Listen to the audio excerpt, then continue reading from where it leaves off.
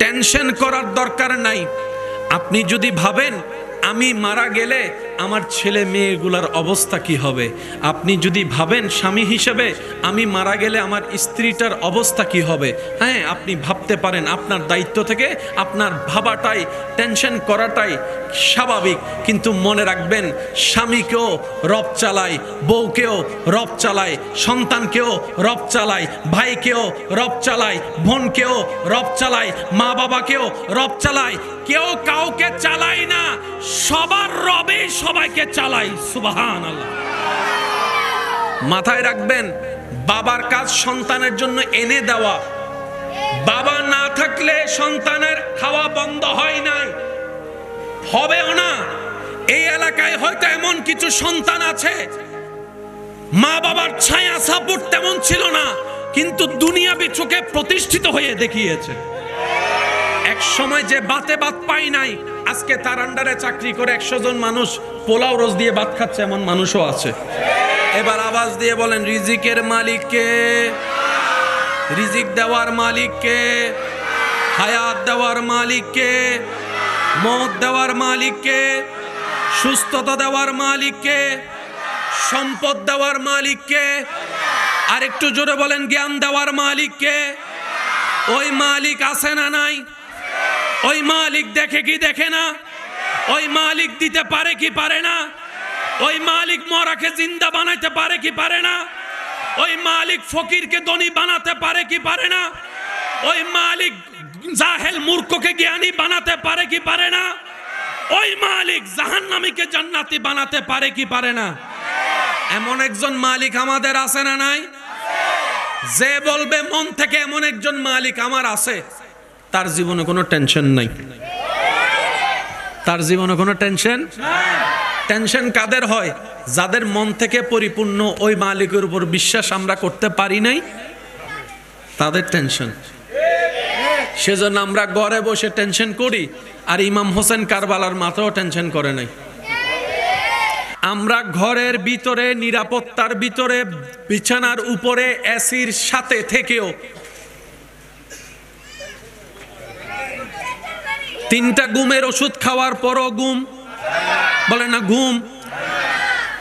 আর ওইদিকে ইব্রাহিম নবী আগুনের ভিতরে পড়ে শান্তির ঘুম। সুবহানাল্লাহ, আরো জোরে বলি। ওইদিকে ইউনুস পয়গম্বর মাছের পেটের ভিতরে আরামে আছেন। ওইদিকে কারবালার ময়দানে পানি বন্ধ, খাবার বন্ধ, পরিবার চোখের সামনে হচ্ছে, কিন্তু ইমাম আলী মাকাম ইমাম হোসাইনের চেহারায় পরাজিতর টেনশনও নাই, আত্মীয় স্বজন হারানোর পেরেশানিও নাই, ক্ষুধার কষ্ট চেহারায় দেখা যায় না, তৃষ্ণার কষ্ট চেহারা দেখা যায় না। জগৎ জিজ্ঞেস করে, ও ইমাম আলী মাকাম, আমরা তো সামান্য বিষয়ে টেনশন করে প্রেসার লো অথবা হাই হয়ে যায়, আপনি এত বড় মুসিবতের ভিতরেও টেনশন দেখা যাচ্ছে না, ব্যাপার কি? ইমাম আলী মাকাম ইমাম হোসেন বলে, টেনশন তো তাদের হয় যাদের মালিক থাকে না, টেনশন তো তাদের হয় যাদের মাথার উপর অভিভাবক থাকে না। আমার ইমাম হুসাইনের মাথার উপরে তো আমার মালিকের দয়া আছে, আমার মালিকের দয়া আছে, আমার মালিকের দয়া আছে। আমি তো বেওয়ারিশ নই, আমার মালিক আছে যিনি আমাকে জান্নাত দেখাচ্ছেন কারবালার ময়দান থেকে হাউজে কৌসার সহ। তো যাদের মালিক আছে তাদের টেনশন, আর যাদের মালিক আছে যে বিশ্বাসটা কম, তাদের টেনশন বেশি। দোষ অন্যকে না দিয়ে, অন্যর দিকে না তাকায়, অন্যের দোষ না ধরে চলেন, নিজেকে নিজে একবার প্রশ্ন করি, বায়োডাটা সব চলে আসবে। আমি আমার হিসাবটা যদি টান দিই, আপনি আপনার হিসাবটা যদি চোখ বন্ধ করে টান দেন, তাহলে দেখবেন যে আপনার ব্যস্ত সময় থেকে অন্যদের দোষ খোঁজার জন্য আর টাইম খুঁজে পাবেন না, সবসময় শুধু নিজের দোষটাই চোখে পড়বে। কথা বলেন ঠিক কি না? এবার আমরা কার দলে থাকবো? দল কয়টা বলেন? দল কয়টা? একটা হচ্ছে এজিদ বাহিনীর দল, আর একটা হচ্ছে ইমাম হোসেনের দল। তা আমরা যারা 2025 সালে আছি, আমরা কার দলে যাব? একটা আওয়াজ দিয়ে বলেন। এটা আমাদের প্রেম, আমাদের বিশ্বাস, আমরা বললাম। চলেন আল্লাহকে একবার জিজ্ঞেস করি। সুবহানাল্লাহ বলবেন? হাজারবার শুনছি আয়াত, আজকে ওলামায়ে কেরামের দোয়া নিয়ে আমরা একটু আয়াত বোঝার চেষ্টা করব। সূরা বাকারার 154 155 নম্বর আয়াত। সূরা বাকারার 154 155। আমি চাইবো সবাই একটু মনের কান দিয়ে শুনবেন, যেহেতু আল্লাহ পাকের কালাম, আল্লাহ পাকের আদেশ, আল্লাহ পাকের কথা। সূরা বাকারা আয়াত নম্বর 154, 155। আল্লাহ তাআলা বলছেন আমাদেরকে, ওয়ালা তাকুলু, ও আমার বান্দা তোমরা বলিও না। আল্লাহ কি বলবো না? রব বলে, লিমান ইউকতালু ফি সাবিলিল্লাহি আমওয়াত, আমি রবের জন্য, আমি রবের রাস্তায়, আমি রবের প্রেমে, আমি রবের ইসলামের জন্য হাসি মুখে যারা ভালোবাসার সাথে নিজের প্রাণকে আমার জন্য উৎসর্গ করে দেয়, তারা মৃত হলেও তোমরা তাদেরকে মৃত বলিও না, মৃত বলিও না। আল্লাহ, আমরা যদি তাদেরকে মৃত বলি, রব বলে যে তোমরা যদি তাদেরকে আমি বারণ করার পরও মৃত বলো, তাহলে তোমরা জাহান্নামী হবা, গুনাহগার হবা, আমি রবের আদেশকে অমান্য করার সাজা তোমরা পাবা। তো আল্লাহ, আমরা এখন সেফ জোনে কিভাবে যাব? রব বলে যে যাদেরকে তোমার চোখে দেখবে যে মরা, কিন্তু আমি রবের জন্য তারা জান দিয়েছে, এমন কাউকে পেলে তাদেরকে সম্মানের জন্য তোমরা মৃত বলিও না। আল্লাহ, মৃতকে মৃত বলবো না তো কি বলবো? রব বলছেন, বাল আহিয়াউন ওয়ালাকিন লা তাশউরুন, হে আমার বান্দা, তারা তুমি দেখছো তাদের নিঃশ্বাস বন্ধ, তাদের হার্ট বন্ধ, তাদের পালস বন্ধ, তাদের রক্ত সঞ্চারণ বন্ধ, তাদের শরীর শীতল হয়েছে, তাদের চোখের পুতুলি থমকে গিয়েছে, তাদের বুকের মধ্যে সেই স্পন্দন বন্ধ হয়েছে, সব ঠিক আছে তোমাদের চোখে দেখা।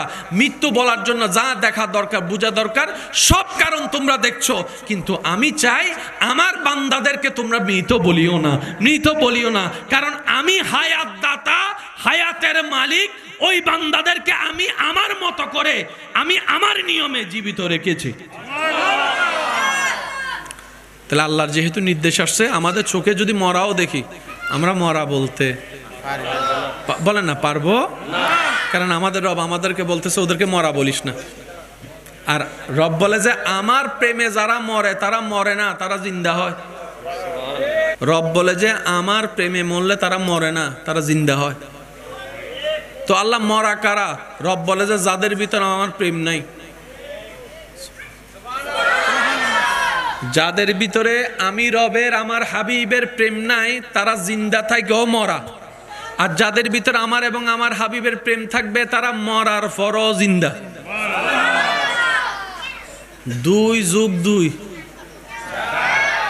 2 যোগ 2, এটা যেরকম সহজ, এটাও এরকম সহজ। জিন্দাকে, যার ভিতর আল্লাহ এবং নবীর প্রেম আছে, মরার পরও জিন্দা। মরাকে, যারা হাঁটা চলা করার পর আল্লাহ এবং নবীর প্রেম নাই, তারাই মরা। সুবহানাল্লাহ। এবার কারবালার ময়দানে কয় দল? 2 দলের মধ্যে প্রবাহিত হওয়া, নিঃশ্বাস বের হয়ে যাওয়া হয়েছে কি হয় নাই? এখন আমরা কোন দলে থাকবো?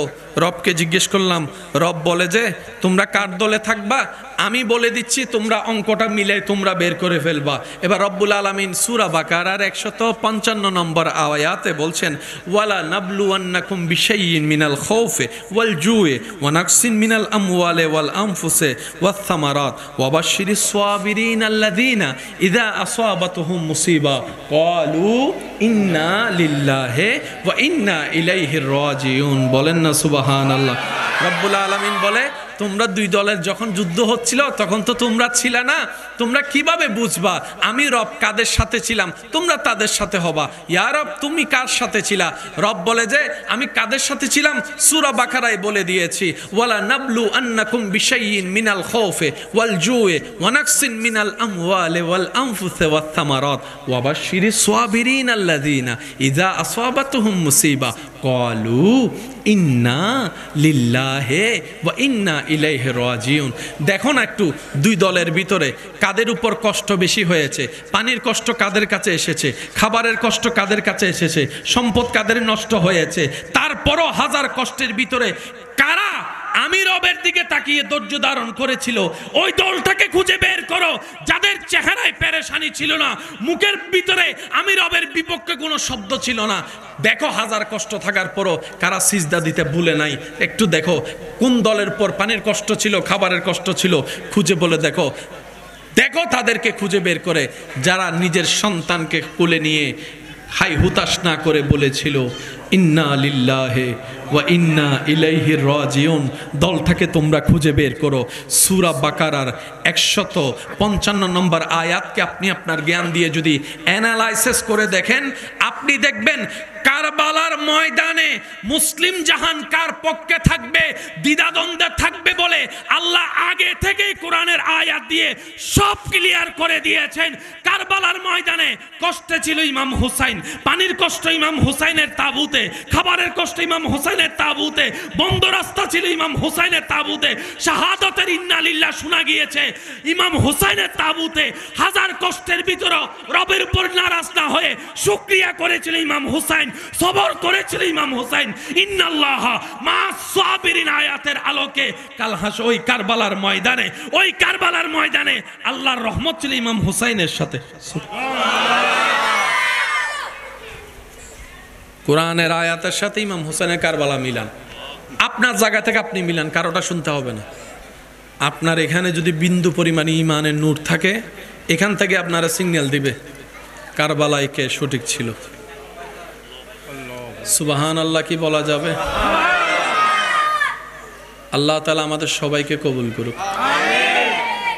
আপনারা জানেন বুড়া মানুষ জান্নাতে যাবে না? থেকে বুড়া মানুষ জান্নাত যাইব না, যাইব হাত দিব হুন্ন। আর বুড়া মানুষের দাঁত কি তাহে না পরি যায়, এইবার জান্নাত যাই। এরা যদি হয় অনাথি তোরা খেয়ে না আসোস অন্না, হ্যাঁ তো জান্নাত মিদ্দি হন বুড়ো হন বুড়ি থাকতো নু। জান্নাতত হন বুড়ো হন বুড়ি, দুনিয়ার সাদা দাড়িওয়ালা সাদা চুলওয়ালা আর দাদি নানি জিবে গেই আল্লাহর রহমতে এজাজত যেতে ফাই ফেলাইবো, জান্নাতের রাস্তা ঢুকিব, তার দাদা আর দাদি বেবের পুরা টকবকে জোয়ান হয়ে যাব। সুবহানাল্লাহ আর কেন জোর হন না? দুনিয়া কত ডইলে সুন্দর আছে জানো না? লম্বা সুন্দর, মোড়া সুন্দর, দাইরে সুন্দর, চোখ সুন্দর, নাক সুন্দর, আশি সুন্দর। আল্লাহ তাআলা জান্নাতে যাদেরকে দান করবেন তাদের এক একজনের চেহারা এমন সৌন্দর্যতার নিয়ামত আল্লাহ দান করবে, জান্নাতের হুরেরা পর্যন্ত ওই আল্লাহর নিয়ামত প্রাপ্ত দয়া প্রাপ্ত বান্দা বান্দির চেহারা দেখে তারা পর্যন্ত ঈর্ষা করতে থাকবে, আমাদের চাইতো হাজার গুণ বেশি সুন্দর আল্লাহর এই বান্দা বান্দির চেহারা। আল্লাহ যখন আপনাকে জান্নাতে দিবে দয়া করে, আপনার জন্য জান্নাতে যে ছোট্ট রুমটা দেওয়া হবে,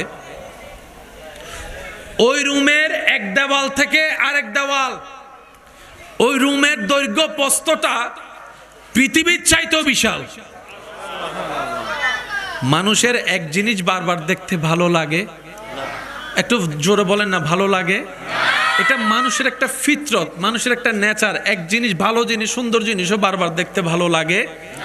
কিন্তু আল্লাহ তাআলা যখন আপনাকে আমাকে জান্নাতে দান করবেন, তখন ওই জান্নাতির চিন্তা চাওয়া মনের উপরে আল্লাহ প্রত্যেক দিন প্রতি মুহূর্তে কাপড়ও চেঞ্জ করে দিবেন, রুমও চেঞ্জ করে দিবেন, কালারও চেঞ্জ করে দিবেন, খাবারও চেঞ্জ করে দিবেন।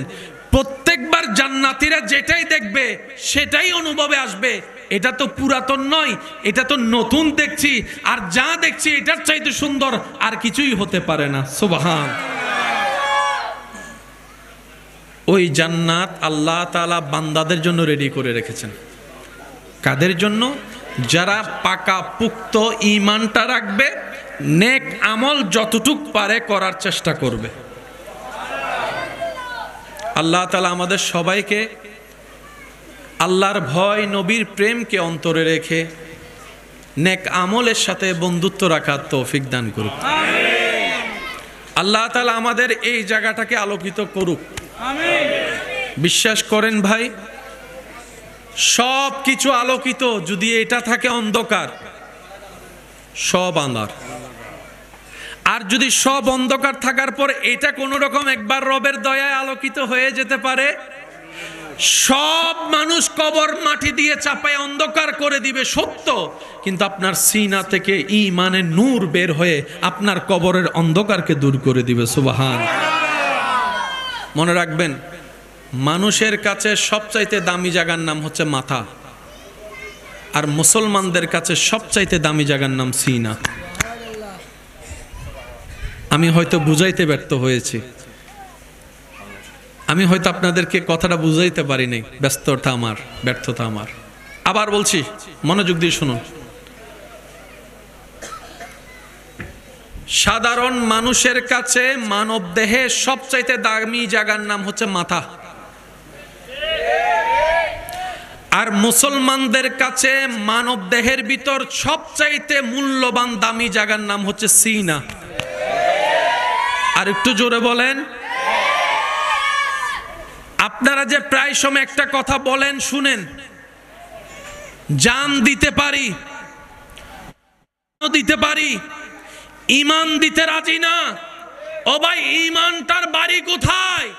ঈমানটার বাড়ি ব্রেইনে নয়, ঈমানটার বাড়ি হচ্ছে মুসলমানদের সিনার ভিতরে।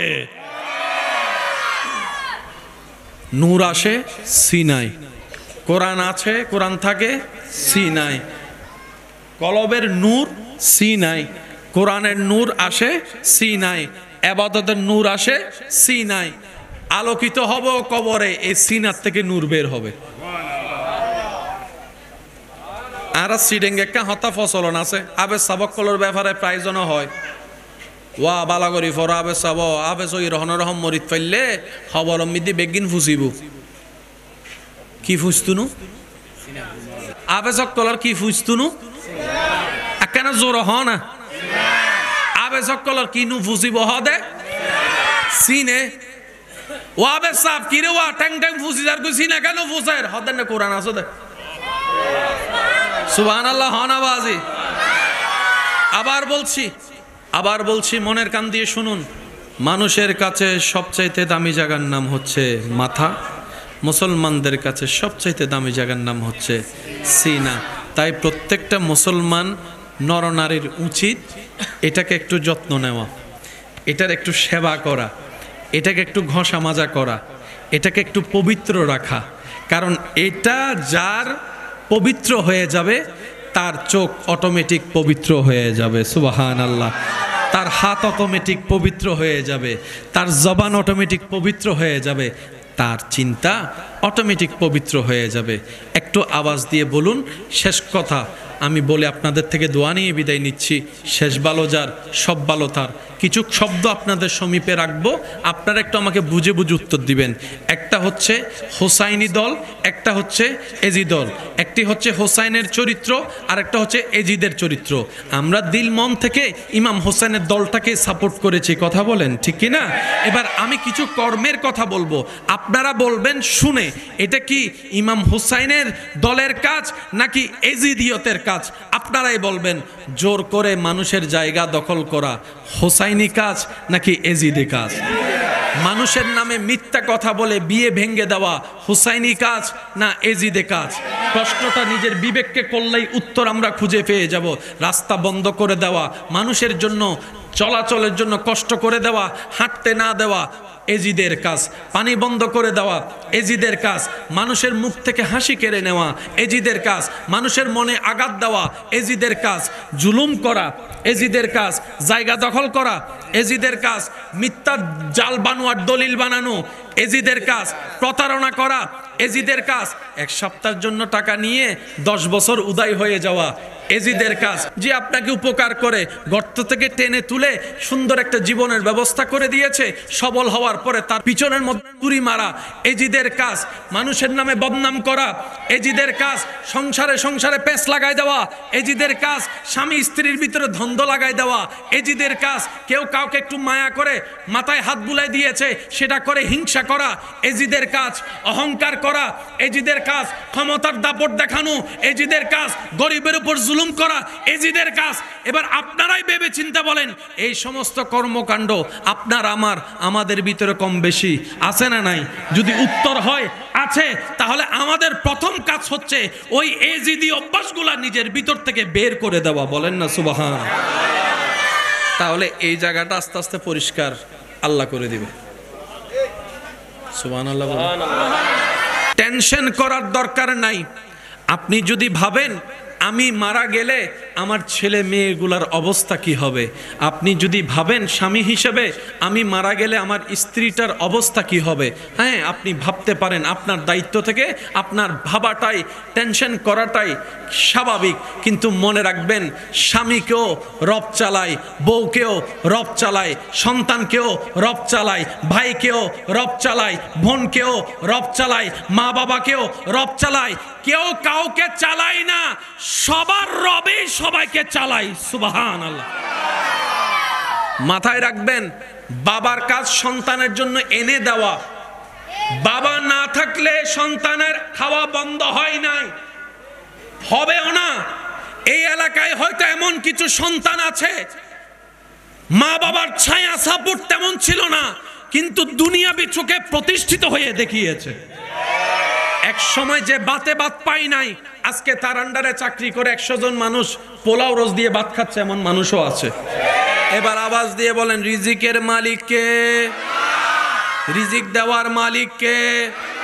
হায়াত দেওয়ার মালিক কে? মওত দেওয়ার মালিক কে? সুস্থতা দেওয়ার মালিক কে? সম্পদ দেওয়ার মালিক কে? আর একটু জোরে বলেন, জ্ঞান দেওয়ার মালিক কে? ওই মালিক আছে না নাই? ওই মালিক দেখে কি দেখে না? ওই মালিক দিতে পারে কি পারে না? ওই মালিক মরাকে জিন্দা বানাইতে পারে কি পারে না? ওই মালিক ফকিরকে ধনী বানাতে পারে কি পারে না? ওই মালিক জাহেল মূর্খকে জ্ঞানী বানাতে পারে কি পারে না? ওই মালিক জাহান্নামীকে জান্নাতি বানাতে পারে কি পারে না? এমন একজন মালিক আমাদের আছে না নাই? যে বলবে মন থেকে এমন একজন মালিক আমার আছে, তার জীবনে কোনো টেনশন নাই। তার জীবনে কোনো টেনশন। টেনশন কাদের হয়? যাদের মন থেকে পরিপূর্ণ ওই মালিকের উপর বিশ্বাস আমরা করতে পারি নাই, তাদের টেনশন। সেজন্য আমরা ঘরে বসে টেনশন করি, আর ইমাম হোসেন কারবালার মাথাও টেনশন করে নাই। আমরা ঘরের ভিতরে নিরাপত্তার ভিতরে বিছানার উপরে এসির সাথে থেকেও 3টা ঘুমের ওষুধ খাওয়ার পরও ঘুম, বলে না ঘুম। আর ওইদিকে ইব্রাহিম নবী আগুনের ভিতরে পড়ে শান্তির ঘুম। সুবহানাল্লাহ, আরো জোরে বলি। ওইদিকে ইউনুস পয়গম্বর মাছের পেটের ভিতরে আরামে আছেন। ওইদিকে কারবালার ময়দানে পানি বন্ধ, খাবার বন্ধ, পরিবার চোখের সামনে হচ্ছে, কিন্তু ইমাম আলী মাকাম ইমাম হোসাইনের চেহারায় পরাজিতর টেনশনও নাই, আত্মীয় স্বজন হারানোর পেরেশানিও নাই, ক্ষুধার কষ্ট চেহারায় দেখা যায় না, তৃষ্ণার কষ্ট চেহারা দেখা যায় না। জগৎ জিজ্ঞেস করে, ও ইমাম আলী মাকাম, আমরা তো সামান্য বিষয়ে টেনশন করে প্রেসার লো অথবা হাই হয়ে যায়, আপনি এত বড় মুসিবতের ভিতরেও টেনশন দেখা যাচ্ছে না, ব্যাপার কি? ইমাম আলী মাকাম ইমাম হোসেন বলে, টেনশন তো তাদের হয় যাদের মালিক থাকে না, টেনশন তো তাদের হয় যাদের মাথার উপর অভিভাবক থাকে না। ইমাম হুসাইনের মাথার উপরে তো আমার মালিকের দয়া আছে, আমার মালিকের দয়া আছে, আমার মালিকের দয়া আছে। আমি তো বেওয়ারিশ নই, আমার মালিক আছে যিনি আমাকে জান্নাত দেখাচ্ছেন কারবালার ময়দান থেকে হাউজে কৌসার সহ।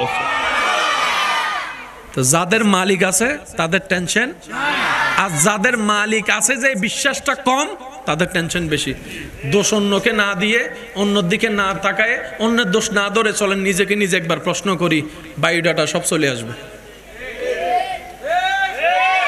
আমি আমি আমার হিসাবটা যদি টান দিই, আপনি আপনার হিসাবটা যদি চোখ বন্ধ করে টান দেন, তাহলে দেখবেন যে আপনার ব্যস্ত সময় থেকে অন্যদের দোষ খোঁজার জন্য আর টাইম খুঁজে পাবেন না। সবসময় শুধু নিজের দোষটাই চোখে পড়বে। কথা বলেন ঠিক কি না? এবার আমরা কার দলে থাকবো? দল কয়টা বলেন? দল কয়টা? একটা হচ্ছে এজিদ বাহিনীর দল, আর একটা হচ্ছে ইমাম হোসেনের দল। তা আমরা যারা 2025 সালে আছি, আমরা কার দলে যাব? একটা আওয়াজ দিয়ে বলেন। তো এটা আমাদের প্রেম, আমাদের বিশ্বাস, আমরা বললাম। চলেন আল্লাহকে একবার জিজ্ঞেস করি। সুবহানাল্লাহ বলবেন? হাজারবার শুনছি আয়াত। আজকে ওলামায়ে কেরামের দোয়া নিয়ে আমরা একটু আয়াত বোঝার চেষ্টা করব। সূরা বাকারার 154 155 নম্বর আয়াত। সূরা বাকারার 154 155। আমি চাইবো সবাই একটু মনের কান দিয়ে শুনবেন, যেহেতু আল্লাহ পাকের কালাম, আল্লাহ পাকের আদেশ, আল্লাহ পাকের কথা। সূরা বাকারা আয়াত নম্বর 154 155। আল্লাহ তাআলা বলছেন আমাদেরকে, ওয়ালা তাকুলু, ও আমার বান্দা তোমরা বলিও না। আল্লাহ কি বলবো না? রব বলে, লিমান ইউকতালু ফি সাবিলিল্লাহি আমওয়াত, আমি রবের জন্য, আমি রবের রাস্তায়, আমি রবের প্রেমে, আমি রবের ইসলামের জন্য হাসি মুখে যারা ভালোবাসার সাথে নিজের প্রাণকে আমার জন্য উৎসর্গ করে দেয়, তারা মৃত হলেও তোমরা তাদেরকে মৃত বলিও না, মৃত বলিও না। আল্লাহ, আমরা যদি তাদেরকে মৃত বলি, রব বলে যে তোমরা যদি তাদেরকে আমি বারণ করার পরও মৃত বলো, তাহলে তোমরা জাহান্নামী হবা, গুনাহগার হবা, আমি রবের আদেশকে অমান্য করার সাজা তোমরা পাবা। তো আল্লাহ, আমরা এখন সেফ জোনে কিভাবে যাব? রব বলে যে যাদেরকে তোমার চোখে দেখবে যে মরা, কিন্তু আমি রবের জন্য তারা জান দিয়েছে, এমন কাউকে পেলে তাদেরকে সম্মানের জন্য তোমরা মৃত বলিও না। আল্লাহ, মৃতকে মৃত বলবো না তো কি বলবো? রব বলছেন, বাল আহিয়াউন ওয়ালাকিন লা তাশউরুন, হে আমার বান্দা, তারা তুমি দেখছো তাদের নিঃশ্বাস বন্ধ, তাদের হার্ট বন্ধ, তাদের পালস বন্ধ, তাদের রক্ত সঞ্চারণ বন্ধ, তাদের শরীর শীতল হয়েছে, তাদের চোখের পুতুলি থমকে গিয়েছে, তাদের বুকের মধ্যে সেই স্পন্দন বন্ধ হয়েছে, সব ঠিক আছে তোমাদের চোখে দেখা। মৃত্যু বলার জন্য যা দেখা দরকার, বোঝা দরকার, সব কারণ তোমরা দেখছো, কিন্তু আমি চাই আমার বান্দাদেরকে তোমরা মৃত বলিও না, মৃত বলিও না, কারণ আমি হায়াত দাতা, হায়াতের মালিক। ওই বান্দাদেরকে আমি আমার মতো করে, আমি আমার নিয়মে জীবিত রেখেছি। তাহলে আল্লাহর যেহেতু নির্দেশ আসছে, আমাদের চোখে যদি মরাও দেখি, আমরা মরা বলতে বলেন না, পারবো না, কারণ আমাদের রব আমাদেরকে বলতেছে ওদেরকে মরা বলিস না।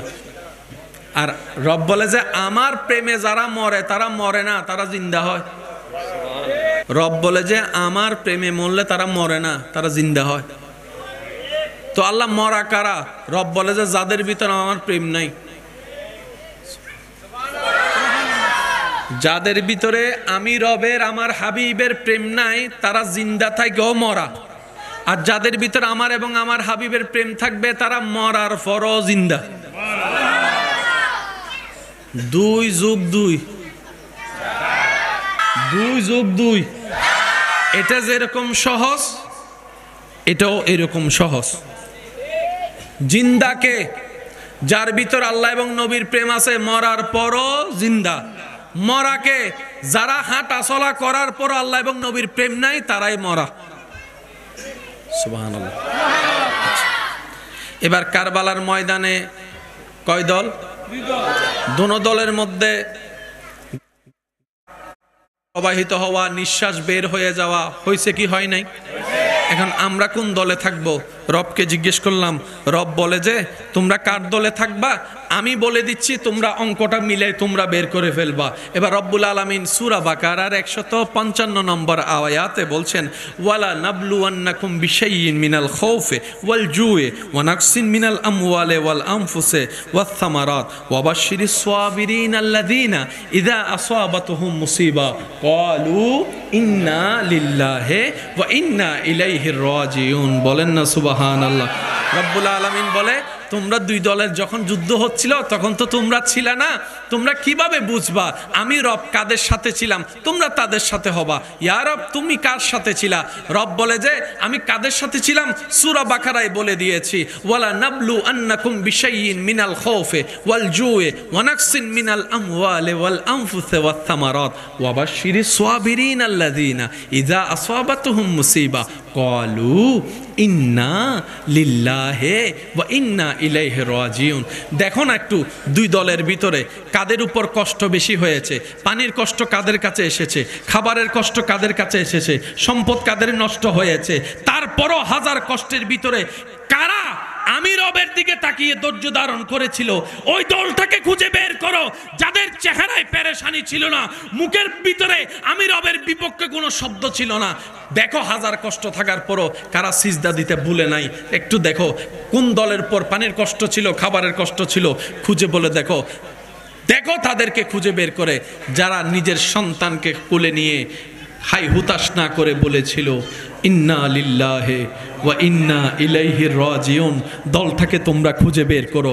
সূরা বাকারার 155 নম্বর আয়াতকে আপনি আপনার জ্ঞান দিয়ে যদি অ্যানালাইসিস করে দেখেন, আপনি দেখবেন কারবালার ময়দানে মুসলিম জাহান কার পক্ষে থাকবে, দ্বিধাদ্বন্দ্বে থাকবে বলে আল্লাহ আগে থেকেই কোরআনের আয়াত দিয়ে সব ক্লিয়ার করে দিয়েছেন। কারবালার ময়দানে কষ্টে ছিল ইমাম হুসাইন, পানির কষ্ট ইমাম হুসাইনের তাবুতে, খাবারের কষ্ট ইমাম হুসাইনের তাবুতে, বন্ধ রাস্তা ছিল ইমাম হুসাইনের তাবুতে, শাহাদাতের ইন্না লিল্লাহ শোনা গিয়েছে ইমাম হুসাইনের তাবুতে।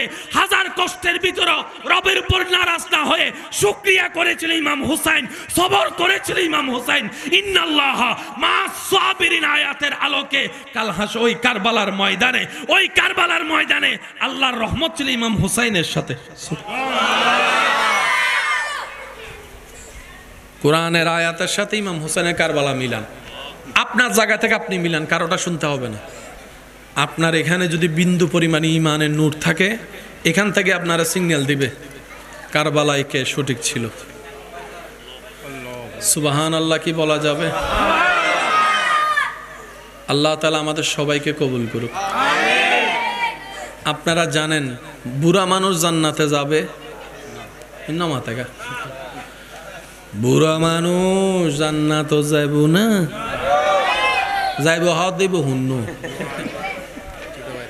আর বুড়া মানুষের দাঁত কি তাহে না পরি যায়, এইবার জান্নাত যাই। এরা যদি হয় না তোরা খেয়ে না আসোস অন্না, হ্যাঁ তো জান্নাত মিদ্দি হন বুড়ো হন বুড়ি থাকতো নু।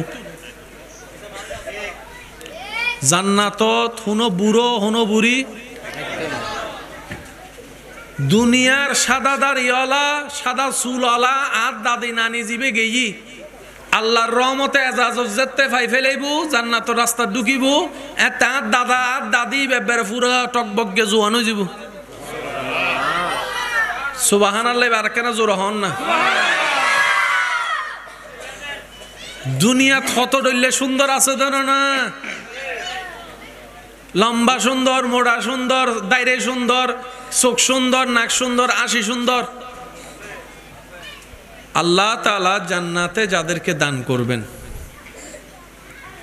তাদের এক একজনের চেহারা এমন সৌন্দর্যতার নিয়ামত আল্লাহ দান করবে, জান্নাতের হুরেরা পর্যন্ত ওই আল্লাহর নিয়ামত প্রাপ্ত দয়া প্রাপ্ত বান্দা বান্দির চেহারা দেখে তারা পর্যন্ত ঈর্ষা করতে থাকবে, আমাদের চাইতো হাজার গুণ বেশি সুন্দর আল্লাহর এই বান্দা বান্দির চেহারা। আল্লাহ যখন আপনাকে জান্নাতে দিবে দয়া করে, আপনার জন্য জান্নাতে যে ছোট্ট রুমটা দেওয়া হবে, ওই রুমের এক দেওয়াল থেকে আরেক দেওয়াল, ওই রুমের দৈর্ঘ্য প্রস্থটা পৃথিবীর চাইতেও বিশাল। মানুষের এক জিনিস বারবার দেখতে ভালো লাগে, একটু জোরে বলেন না ভালো লাগে? এটা মানুষের একটা ফিতরত, মানুষের একটা নেচার। এক জিনিস ভালো জিনিস সুন্দর জিনিসও বারবার দেখতে ভালো লাগে। কিন্তু আল্লাহ তাআলা যখন আপনাকে আমাকে জান্নাতে দান করবেন, তখন ওই জান্নাতির চিন্তা চাওয়া মনের উপরে আল্লাহ প্রত্যেক দিন প্রতি মুহূর্তে কাপড়ও চেঞ্জ করে দিবেন, রুমও চেঞ্জ করে দিবেন, কালারও চেঞ্জ করে দিবেন, খাবারও চেঞ্জ করে দিবেন। প্রত্যেকবার জান্নাতীরা যেটাই দেখবে সেটাই অনুভবে আসবে, এটা তো পুরাতন নয়, এটা তো নতুন দেখছি, আর যা দেখছি এটার চাইতে সুন্দর আর কিছুই হতে পারে না। সুবহান। ওই জান্নাত আল্লাহ তাআলা বান্দাদের জন্য রেডি করে রেখেছেন। কাদের জন্য? যারা পাকা পুক্ত ঈমানটা রাখবে, নেক আমল যতটুক পারে করার চেষ্টা করবে। আল্লাহ তাআলা আমাদের সবাইকে আল্লাহর ভয়, নবীর প্রেমকে অন্তরে রেখে নেক আমলের সাথে বন্ধুত্ব রাখার তৌফিক দান করুক। আল্লাহ তাআলা আমাদের এই জায়গাটাকে আলোকিত করুক। বিশ্বাস করেন ভাই, সব কিছু আলোকিত, যদি এটা থাকে অন্ধকার, সব আন্ধার। আর যদি সব অন্ধকার থাকার পর এটা কোনো রকম একবার রবের দয়ায় আলোকিত হয়ে যেতে পারে, সব মানুষ কবর মাটি দিয়ে চাপায় অন্ধকার করে দিবে সত্য, কিন্তু আপনার সিনা থেকে ঈমানের নূর বের হয়ে আপনার কবরের অন্ধকারকে দূর করে দিবে। সুবহান। মনে রাখবেন, মানুষের কাছে সবচাইতে দামি জায়গার নাম হচ্ছে মাথা, আর মুসলমানদের কাছে সবচাইতে দামি জায়গার নাম সিনা। আমি হয়তো বুঝাইতে ব্যর্থ হয়েছি, আমি হয়তো আপনাদেরকে কথাটা বুঝাইতে পারি নাই, ব্যস্ততা আমার, ব্যর্থতা আমার। আবার বলছি, মনোযোগ দিয়ে শুনুন। সাধারণ মানুষের কাছে মানব দেহে সবচাইতে দামি জায়গার নাম হচ্ছে মাথা, আর মুসলমানদের কাছে মানব দেহের ভিতর সবচাইতে মূল্যবান দামি জায়গার নাম হচ্ছে সিনা। আর একটু জোরে বলেন। আপনারা যে প্রায় সময় একটা কথা বলেন, শুনেন, জান দিতে পারি, দিতে পারি, ঈমান দিতে রাজি না। ও ভাই, ঈমানটার বাড়ি কোথায়? ঈমানটার বাড়ি ব্রেইনে নয়, ঈমানটার বাড়ি হচ্ছে মুসলমানদের সিনার ভিতরে। নূর আসে সিনায়, কোরআন আছে, কোরআন থাকে সিনায়, কলবের নূর সিনায়, কোরআনের নূর আসে সিনায়, ইবাদতের নূর আসে সিনায়। আলোকিত হব কবরে, এই সিনার থেকে নূর বের হবে। আর সিডেঙ্গে একটা হতা ফসলন আছে, আবে সাবক কলর ব্যাপারে প্রাইজন হয়, ওয়া বালাগরি ফর আবে সাব আবে সই রহন রহম মরিত ফেললে খবর মিদি বেগিন ফুসিব। কি ফুসতুনু? আবে সকলর কি ফুসতুনু? কেন জোর হ না? আবে সকলর কি নু ফুসিব হ দে সিনে। ও আবে সাপ কি রে, ওয়া ট্যাং ট্যাং ফুসি যার কই সিনে কেন ফুসার হদেন না? কোরআন আছে দে। সুবহানাল্লাহ হন আওয়াজে। আবার বলছি, মনের কান দিয়ে শুনুন।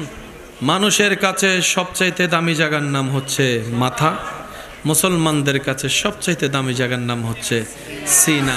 তাই প্রত্যেকটা মুসলমান নরনারীর উচিত এটাকে একটু যত্ন নেওয়া, এটার একটু সেবা করা, এটাকে একটু ঘষা মাজা করা, এটাকে একটু পবিত্র রাখা। কারণ এটা যার পবিত্র হয়ে যাবে, তার চোখ অটোমেটিক পবিত্র হয়ে যাবে। সুবহানাল্লাহ। তার হাত অটোমেটিক পবিত্র হয়ে যাবে, তার জবান অটোমেটিক পবিত্র হয়ে যাবে, তার চিন্তা অটোমেটিক পবিত্র হয়ে যাবে। একটু আওয়াজ দিয়ে বলুন। শেষ কথা আমি বলে আপনাদের থেকে দোয়া নিয়ে বিদায় নিচ্ছি। শেষ ভালো যার, সব ভালো তার। কিছু শব্দ আপনাদের সমীপে রাখবো, আপনারা একটু আমাকে বুঝে বুঝে উত্তর দিবেন।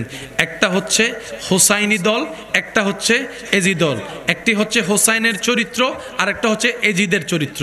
আমরা দিল মন থেকে ইমাম হোসেনের দলটাকে সাপোর্ট করেছি, কথা বলেন ঠিক কি না? এবার আমি কিছু কর্মের কথা বলবো, আপনারা বলবেন শুনে এটা কি ইমাম হোসাইনের দলের কাজ নাকি এজিদিয়তের কাজ? আপনারাই বলবেন। জোর করে মানুষের জায়গা দখল করা হোসাইনি কাজ নাকি এজিদি কাজ? মানুষের নামে মিথ্যা কথা বলে বিয়ে ভেঙে দেওয়া হুসাইনি কাজ না এজিদে কাজ? প্রশ্নটা নিজের বিবেককে করলেই উত্তর আমরা খুঁজে পেয়ে যাব। রাস্তা বন্ধ করে দেওয়া, মানুষের জন্য চলাচলের জন্য কষ্ট করে দেওয়া, হাঁটতে না দেওয়া এজিদের কাজ। পানি বন্ধ করে দেওয়া এজিদের কাজ। মানুষের মুখ থেকে হাসি কেড়ে নেওয়া এজিদের কাজ। মানুষের মনে আঘাত দেওয়া এজিদের কাজ। জুলুম করা এজিদের কাজ। জায়গা দখল করা এজিদের কাজ। মিথ্যা জাল বানোয়ার দলিল বানানো এজিদের কাজ। প্রতারণা করা এজিদের কাজ। এক সপ্তাহের জন্য টাকা নিয়ে 10 বছর উদায় হয়ে যাওয়া এজিদের কাজ। যে আপনাকে উপকার করে গর্ত থেকে টেনে তুলে সুন্দর একটা জীবনের ব্যবস্থা করে দিয়েছে, সবল হওয়ার পরে তার পিছনের মধ্যে তুড়ি মারা এজিদের কাজ। মানুষের নামে বদনাম করা এজিদের কাজ। সংসারে সংসারে পেঁচ লাগাই দেওয়া এজিদের কাজ। স্বামী স্ত্রীর ভিতরে দ্বন্দ্ব লাগাই দেওয়া এজিদের কাজ। কেউ কাউকে একটু মায়া করে মাথায় হাত বুলাই দিয়েছে, সেটা করে হিংসা করা এজিদের কাজ। অহংকার করা এজিদের কাজ। ক্ষমতার দাপট দেখানো এজিদের কাজ। গরিবের উপর জুলুম করা এজিদের কাজ। এবার আপনারাই ভেবে চিন্তা বলেন, এই সমস্ত কর্মকাণ্ড আপনার আমাদের ভিতরে কম বেশি আছে না নাই? যদি উত্তর হয় আছে, তাহলে আমাদের প্রথম কাজ হচ্ছে ওই এজিদি অভ্যাসগুলা নিজের ভিতর থেকে বের করে দেওয়া। বলেন না সুবহান। তাহলে এই জায়গাটা আস্তে আস্তে পরিষ্কার আল্লাহ করে দিবে। সুবহানাল্লাহ।